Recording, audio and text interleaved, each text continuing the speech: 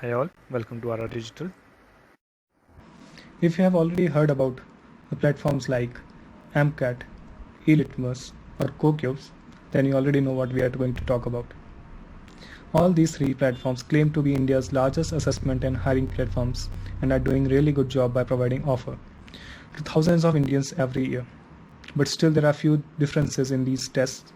That is what we are going to focus on today, so that you can choose what test might be best suited for you to take. What are these tests about?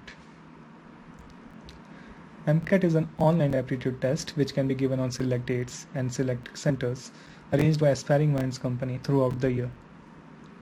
eLitmus is an offline aptitude test which can be given on select dates and centers arranged by eLitmus throughout the year. While CoCubes is a scientifically designed employability assessment which can be given on select dates and centers only in proctored environment. If you talk about the modules that are covered as part of the test, for MCAT and CoCubes it's same, that is communication skills, logical reasoning, quantitative skills, job-specific domain skills, personality test. But eLitmus is a bit different. It has only 3 modules: quantitative, verbal, and analytical. Talking about the difficulty level, so MCAT and CoCubes are moderate levels, while eLitmus is a difficult one. The next question is, who should take these tests? If you are looking for jobs in IT, BPO, KPO, banking, finance, education, or if you are non-IT, IT, BSc, BA, BTech, MTech, MBA, etc. background students, then you can try for MCAT exams. It will surely bring you some job opportunities which are suited for you. For eLitmus, though it does not give a domain-specific test, but still typically companies which hire through eLitmus look for candidates from BE, BTech, MCA, MEM Tech, or MSc, which are having CS, IT, electronics backgrounds, be it fresher or later. Coming to CoCubes is for final year engineering and MBS candidates only. How easy is it to get calls for job from these platforms? I would say it is pretty much same and easy for all the platforms. Once you get your results, you can fill in your desired job profiles, and based on that, relevant recruitment mails will be sent to you on regular basis. Since you get the invitation for applying for an interview is already based on your test score, so it is pretty much sure that once you apply for these jobs, you would get a call for the interview.